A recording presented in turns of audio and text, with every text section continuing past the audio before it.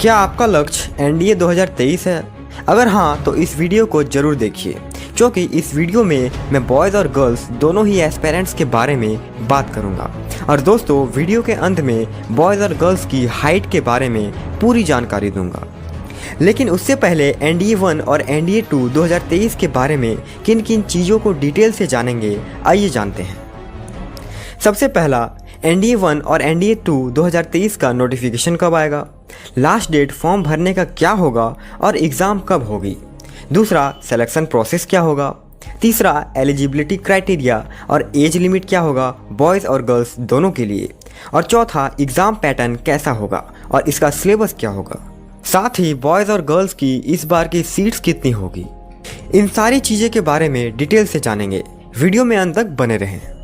तो चलिए दोस्तों, वीडियो शुरू करते हैं। लेकिन उससे पहले अगर आपने हमारे चैनल को सब्सक्राइब नहीं किया है तो चैनल को सब्सक्राइब कर बेल आइकन को प्रेस कर लें, ताकि हमारे अगली वीडियो की नोटिफिकेशन आप तक सबसे पहले पहुंचे। दोस्तों, एनडीए का एग्ज़ाम यूपीएससी द्वारा वर्ष में 2 बार कंडक्ट कराया जाता है, एनडीए 1 और एनडीए 2 के नाम से। और यह एग्ज़ाम ऑब्जेक्टिव टाइप होता है, जिसमें अंग्रेजी या हिंदी दोनों ही लैंग्वेज होते हैं, लेकिन इंग्लिश का पेपर आपका इंग्लिश में ही होता है। बात करेंगे इसकी मार्किंग स्कीम के बारे में भी, सो डोंट वरी। दोस्तों, एनडीए 1 2023 की नोटिफिकेशन 21 दिसंबर 2022 को रिलीज़ की जाएगी और एप्लीकेशन फॉर्म भी 21 दिसंबर से ही भरना चालू हो जाएगा, जिसकी अंतिम तिथि 10 जनवरी 2023 को होगी।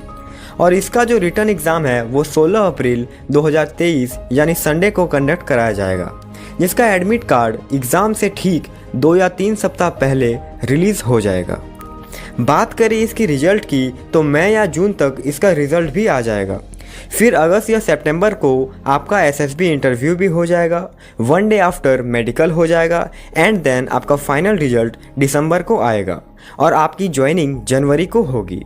यानी इस पूरे प्रोसेस में करीबन आपका 1 साल लग जाएगा। दोस्तों, बात करें इसकी एलिजिबिलिटी क्राइटेरिया की तो आपका एज 16.5 साल से 19.5 साल होना चाहिए फॉर बोथ बॉयज़ और गर्ल्स। यानी एनडीए 1 2023 के एग्ज़ाम के लिए आपका जन्म 2 जुलाई 2004 से 1 जुलाई 2007 के बीच में होना चाहिए।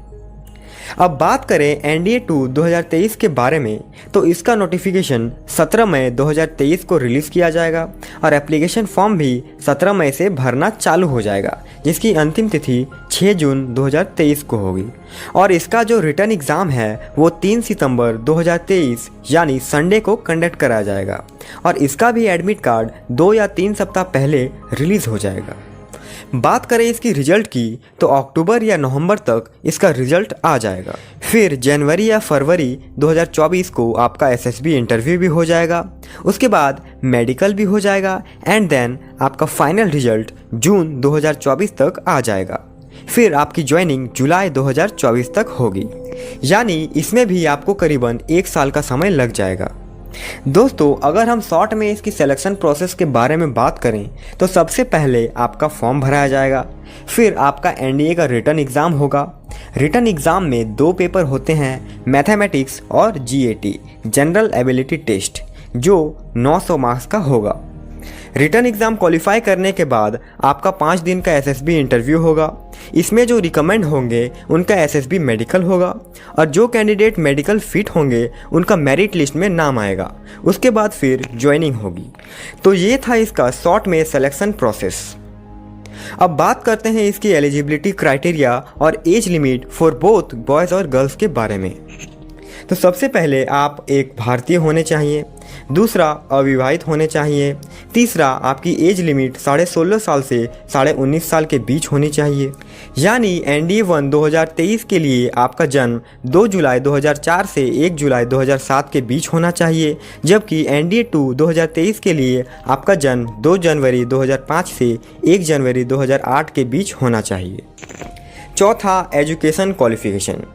इस एग्ज़ाम को देने के लिए 12वीं अपीयरिंग या 12वीं पास होना चाहिए। लेकिन अगर आप आर्ट्स या कॉमर्स स्टूडेंट हैं तो आप सिर्फ आर्मी विंग्स के लिए अप्लाई कर सकते हैं, क्योंकि एयरफोर्स या नेवी विंग्स के लिए फिजिक्स और मैथ होना कंपलसरी है। दोस्तों, ये एलिजिबिलिटी क्राइटेरिया और एज लिमिट बॉयज़ और गर्ल्स दोनों के लिए सेम ही है। अब बात करते हैं इसके एग्ज़ाम पैटर्न और सिलेबस के बारे में। तो दोस्तों इसके रिटर्न एग्ज़ाम में 2 पेपर होते हैं, पहला मैथमेटिक्स और दूसरा GAT यानी जनरल एबिलिटी टेस्ट। मैथमेटिक्स आपका 300 मार्क्स का होता है, जिसमें कुल 120 क्वेश्चन होते हैं और इसके लिए आपको 2.5 घंटे का समय दिया जाता है। एक क्वेश्चन सही होने पे आपको 2.5 मार्क्स मिलते हैं, वहीं एक क्वेश्चन गलत होने पे आपका 1/3 यानी 0.83 मार्क्स कटता है और इसका एग्ज़ाम टाइमिंग सुबह 10 बजे से दोपहर 12:30 बजे तक चलता है। बात करें GAT पेपर की तो ये कुल 600 मार्क्स का होता है, जिसमें 150 क्वेश्चन होते हैं और इसके लिए भी आपको 2.5 घंटे का समय दिया जाता है। एक क्वेश्चन सही होने पे 4 मार्क्स मिलते हैं, वहीं एक क्वेश्चन गलत होने पे 1/3 यानी 1.33 मार्क्स कटते हैं और इसका एग्ज़ाम टाइमिंग उसी दिन दोपहर 2 बजे से शाम 4:30 बजे तक चलता है।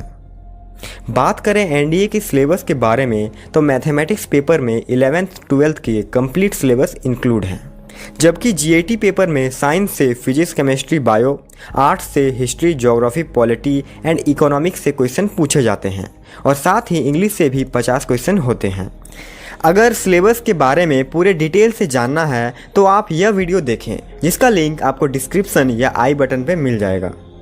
दोस्तों अब बात करते हैं NDA में बॉयज़ और गर्ल्स के सीट्स के बारे में। तो 2022 के अनुसार बॉयज़ के टोटल सीट्स 381 थे, जबकि गर्ल्स की टोटल सीट्स 19 थी और इन सीट्स का डिस्ट्रीब्यूशन कुछ इस प्रकार था। एयरफोर्स विंग्स में कुल 208 सीट्स थे, जिसमें बॉयज़ के लिए 198 सीट्स और गर्ल्स के लिए 10 सीट्स थे।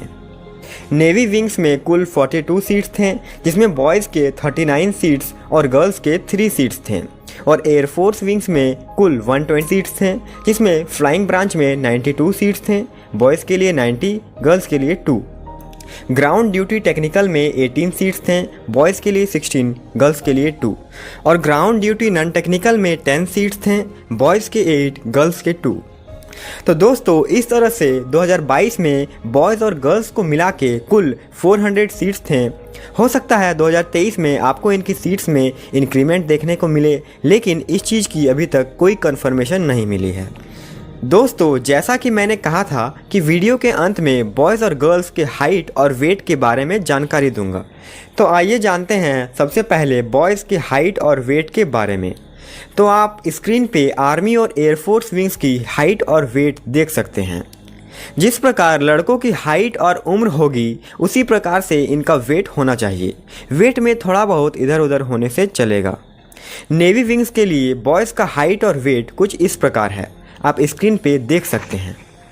अब बात करते हैं गर्ल्स की हाइट के बारे में। तो एयरफोर्स फ्लाइंग ब्रांच के लिए आपकी मिनिमम हाइट 163 सेंटीमीटर होनी चाहिए, जबकि नॉन फ्लाइंग ब्रांच के लिए मिनिमम हाइट 152 सेंटीमीटर होनी चाहिए। आर्मी विंग्स में मिनिमम हाइट 152 सेंटीमीटर होनी चाहिए, लेकिन अगर आप हिली एरियाज़ या नॉर्थ ईस्ट एरिया से बिलोंग करते हो तो आपकी मिनिमम हाइट 148 सेंटीमीटर होनी चाहिए। नेवी विंग्स के लिए मिनिमम हाइट 152 सेंटीमीटर होनी चाहिए, लेकिन अगर आपकी एज 18 ईयर से कम है तो आपको 2 सेंटीमीटर का एज रिलैक्सेशन भी मिलेगा।